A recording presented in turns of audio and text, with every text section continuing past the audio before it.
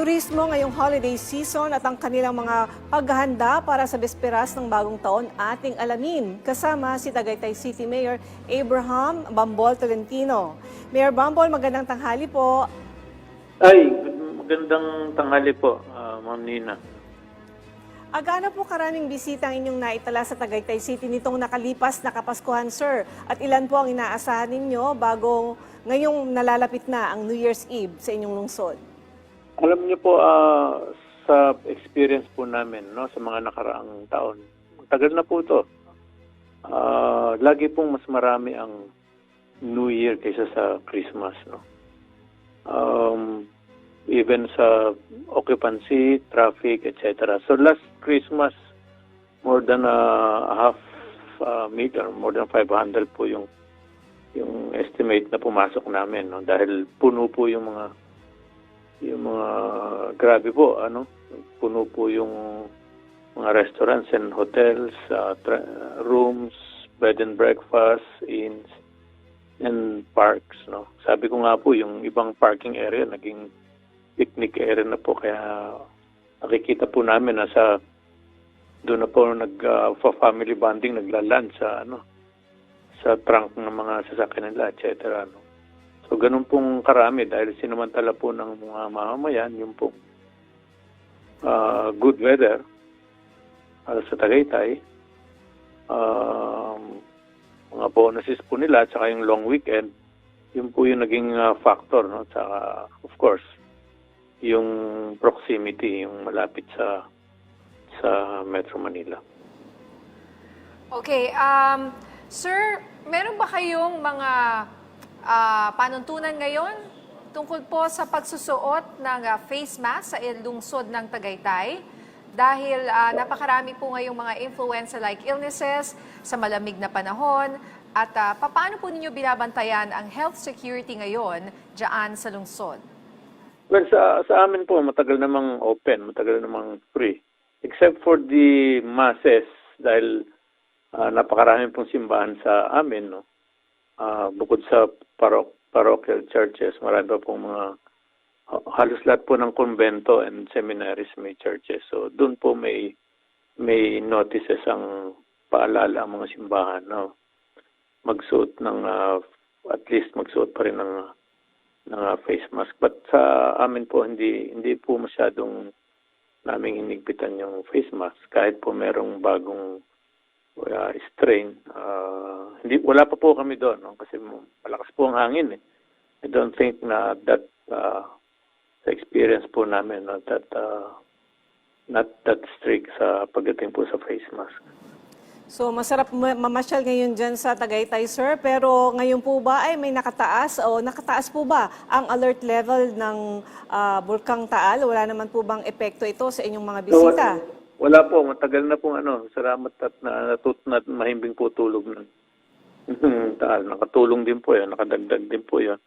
Well, sometimes, kasi ngayon lang naman, dati po kasi pag magkaroon ng konting level na masyadong yung mga tao, worried, pero hindi po Dati po kasi way back pag nag-alburuto, lalong nadami po yung nanonood or what, lalo pong dumadami yung tourist. Ngayon na lang po nagbago ng timpla. Pero sa ngayon po wala na.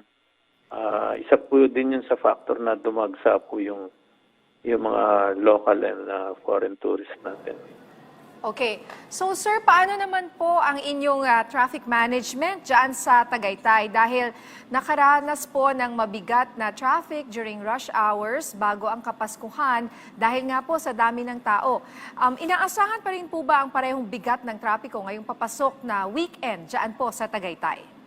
Yes, yan po ang hinihingi ko ng pangunawa at pasensya sa mga akit ng Tagaytay.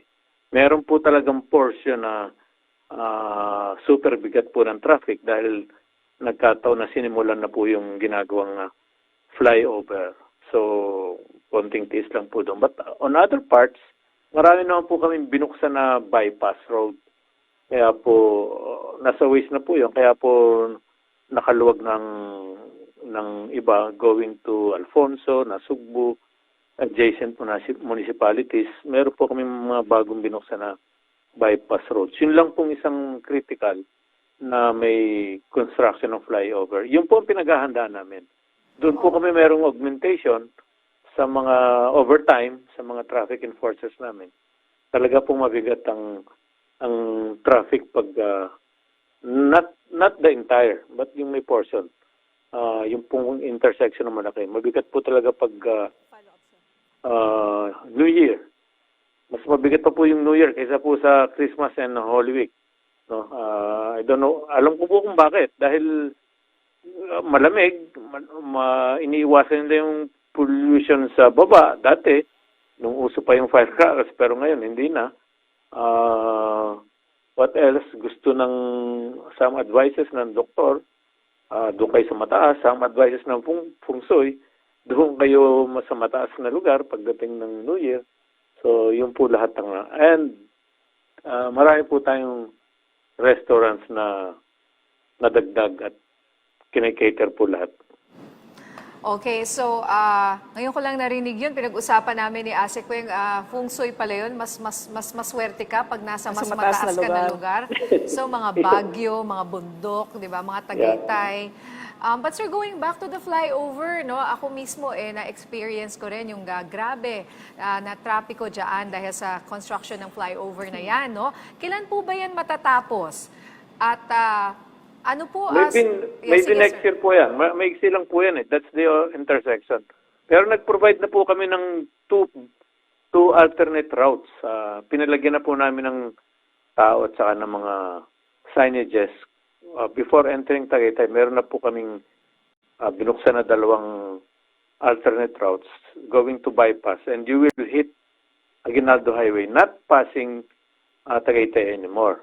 Yung po mga restaurants. But the problem is, hindi ko naman po mapigil yung tao. Talagang gusto pa rin dumaan ng Tagaytay sa mga restaurants to, of course, to magpalipas ng oras at kumain ng bulalo and whatever delicacies, pawilis, etc. No, so, hindi namin mapigilan eh. Ganun po talaga dahil una, maganda nga po ang klima ng panahon, then may fantastic view, relaxing, then yung iba po talagang time for family bonding like nung Christmas.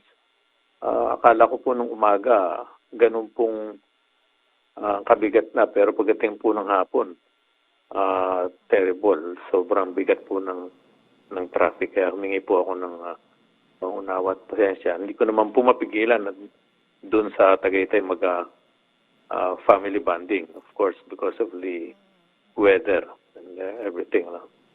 Okay, that's true. Yung mga restaurants po kasi, yan po yung pinupuntahan at nandun talaga yung trapiko at nandun talaga yung flyover na yan. Ano?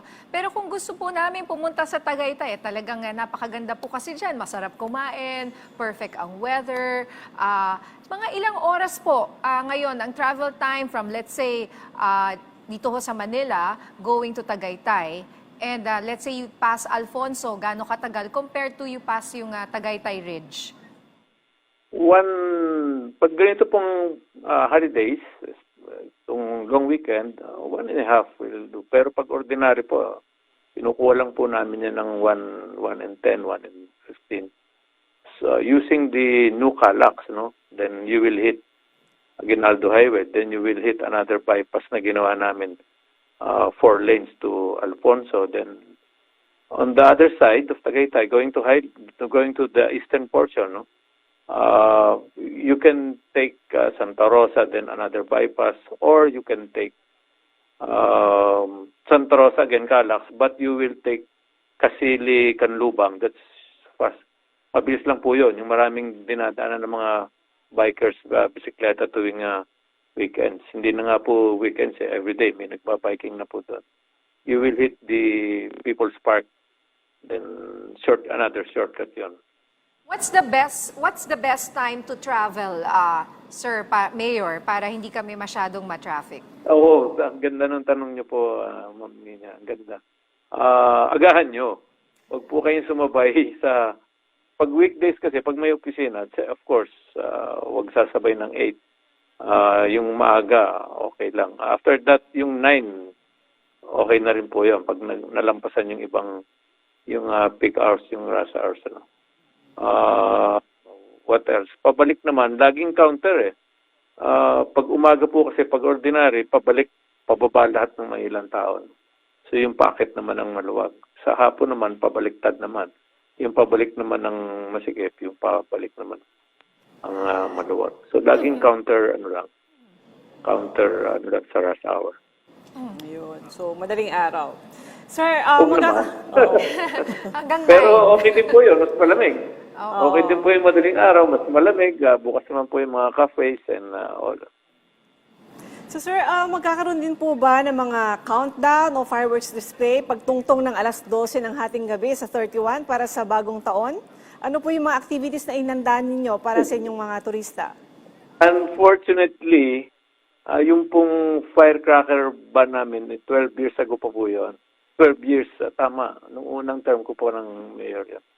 Nung patapos na ako mag-mayor noon, last term din nag-congress natapos ako. Nung pa po namin binan ang firecracker sa Tagaytay. So, yun nga, wala kaming, kahapon lang, turn down ko yung 3 requests from 3 hotels for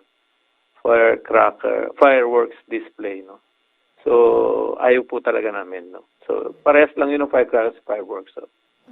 So pasensya na dun sa association ng, sinabi ko na po yun sa Tourism Council namin na So, don't attend. opo, weather, restaurants na lang. Yeah, except may inaalaw po kami ordinary days ng fireworks. Pag nag-request and a specific period of time during wedding, pag may wedding lang po. Kung nag-wedding sila ng bagong taon. So far, wala pa po akong natatanggap na request na because of wedding. Yun nga yung ano ko rin, yung worry ko, baka may wedding, so hindi mahihindian. So, pasok siya doon. Pero so far, wala po pong nag-a-apply because of wedding. Mache-check naman po namin yun kung talagang may wedding. Yung pong nag-apply na na-deny kahapon, talagang countdown fireworks.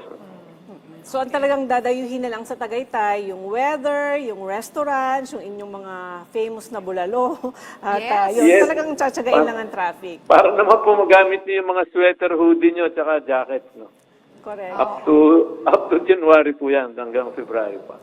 Ayan. So, sir, opo, mensahe nyo na lang po sa ating mga kababayan para sa mga dadayo dyan sa Tagaytay na nakatutok ngayon. Yun po, hinihingi ko po ng pasensya at pangunawa kung matatraffic po kayo ng hindi lang konti or sabihin natin mabagal talaga on some portions, no? But on other portions of Tagaytay, you can choose or use different route and no bypass road. So, lahat po yan pinaghahandaan namin kung paano po namin maibsan. Overtime again, this the last overtime of the year. So, ang ulit naman ng overtime namin, Holy Week, Christmas, and other long weekends na dineclare, no?